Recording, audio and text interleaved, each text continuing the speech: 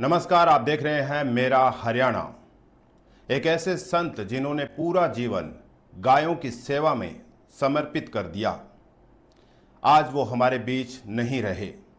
हम बात कर रहे हैं बिश्नोई समाज के सबसे बड़े संत स्वामी श्री राजेंद्रानंद महाराज की, जो अक्सर कथाएं करते थे और जो भी उनको जितना भी दान मिलता वो गौ सेवा में लगा देते थे।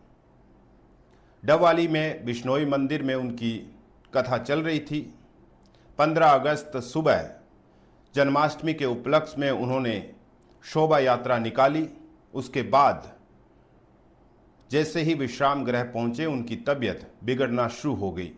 बिगड़ती तबीयत को देखकर उन्हें बठिंडा के एम्स ले जाया जा रहा था, जहां रास्ते में उनका दिल का दौरा पड़ने से निधन हो गया।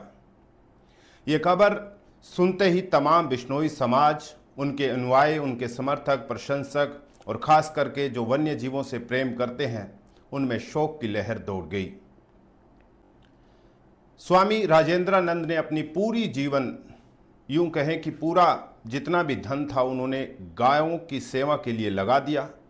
वो जहाँ पे भी जाते थे सबसे पहले गौशाला पहुँचते थे और 51,000 रुपये अपने हाथ से दान किया करते थे। उनके कई कथाओं में पूर्व मुख्यमंत्री मनोहर लाल खट्टर, कई मंत्री जो है वो पहुंचते थे और उनके काम की सराहना करते थे। इसके अलावा उन्होंने बिश्नोई समाज के लिए भी एक लंबी लड़ाई लड़ी। कई बार वो मंत्रियों से उनके हकों के लिए लड़ते रहे, वन्य जीवों के हकों के लिए लड़ते रहे। इसके अलावा गृह मंत्री अमित शाह से 2 महीने पहले उन्होंने मुलाकात की और बिश्नोई समाज के लिए कई प्रमुख मांगों को उनके सामने रखा। उन मांगों में थी बिश्नोई समाज को केंद्र में ओबीसी आरक्षण, अब तक की स्थिति से गृह मंत्री को अवगत करवाया और त्वरित कार्रवाई की मांग रखी थी।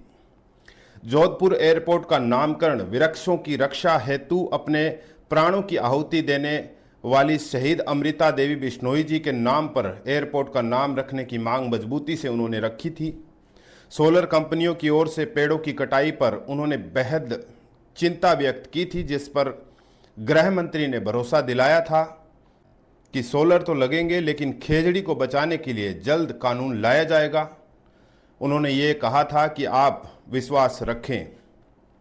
खेजड़ी को विश्व धरोहर घोषित करने की भी उन्होंने मांग प्रमुखता से उठाई थी।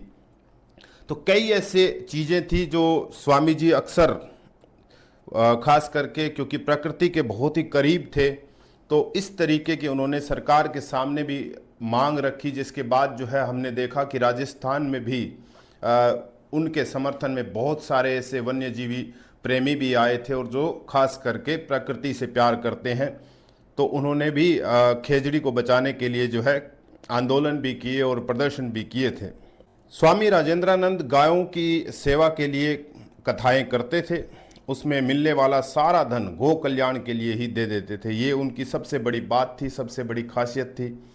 और जो भी कथाएं करते थे, जितना भी उनके पास दान आता था, वो सारा का सारा गो सेवा में ही दान वो अक्सर दे दिया करते थे। और वो अक्सर हिसार, फतेहाबाद और आसपास के क्षेत्रों में जाकर गो सेवा का प्रचार किया करते थे। संत स्वामी श्री राजेंद्रानंद महाराज का जन्म उत्तर प्रदेश के मुरादाबाद के काठ गांव में हुआ। उसके बाद 12 साल की उम्र में हरिद्वार चले गए, जहां से उन्होंने ब्रह्मचार्य धारण किया। वो कथाएं सिर्फ दान देने के लिए ही किया करते थे और दान भी इसलिए देते थे ताकि वो लोगों को प्रेरित कर सके, ताकि गौ सेवा में ज़्यादा से ज़्यादा दान इकट्ठा हो सके। उन्होंने करीब 150 से ज़्यादा गौशालाएं गोद ले रखी थी। वो गौशालाओं का कभी पानी नहीं पिया करते थे और कहते थे कि ये गौ माता का पानी है। इसके अलावा वो जो भी कमजोर गौशालाएं होती थी, उनमें करीब 2 से 5 लाख रुपए तक दान किया करते थे। वो कथाएं भी सिर्फ दान के लिए ही किया करते थे ताकि जो धन जुटे वो गौ सेवा या वन्य जीवों में लगा सके।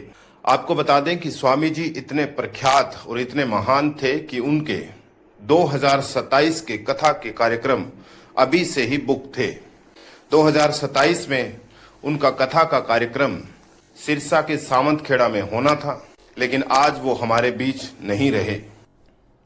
लेकिन आज हमने एक ऐसे संत को खो दिया है जो अक्सर वन्य जीवों, प्रकृति, खास करके गौ माताओं को जो है वो बेहद प्यार करते थे और उनके लिए जो है उन्होंने पूरा जीवन जो है समर्पित कर दिया। सोचिए कि आज के इस दौर में जहाँ पर हम खास करके देखते हैं कि बहुत सारे ऐसे जो लोग हैं वो धर्म की आड़ में किस तरीके से धंधा करते हैं, लेकिन स्वामी राजेंद्रानंद महाराज जो काफ़ी शालीन थे, काफ़ी शांत स्वभाव के थे, अक्सर अपनी कथाओं में भी कहते थे कि क्या लेकर आए हो और क्या लेकर जाओगे, वन्य जीवों को अगर नहीं बचाओगे तो खुद कहाँ बच पाओगे।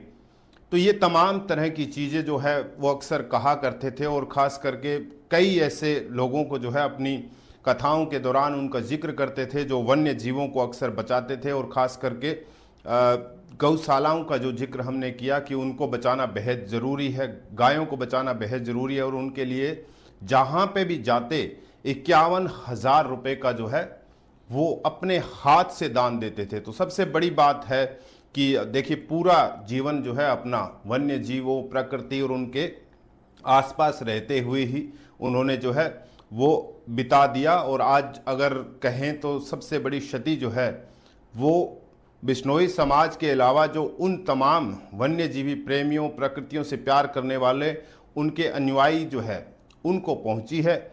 इसके अलावा कह सकते हैं कि उन वन्य जीवों के लिए जो पहल उन स्वामी जी ने चलाई थी उनके लिए भी आहत की बात है, क्योंकि आज के वक्त हम देख रहे हैं लगातार जैसे जैसे तरक्की बढ़ती जा रही है वैसे वैसे हम अपने आसपास के वन्य जीवन या यूं कहें कि आसपास की जो प्रकृति है उसको हम बदलने में लगे हुए हैं। लेकिन वो कहते थे कि हमें प्रकृति को प्रकृति के हिसाब से ही काम कर देना चाहिए ताकि प्रकृति हमें वो अपना रूप ना दिखाए जिससे हमें डर लगे।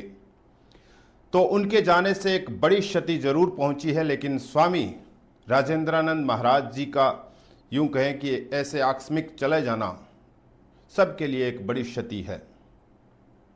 नमस्कार।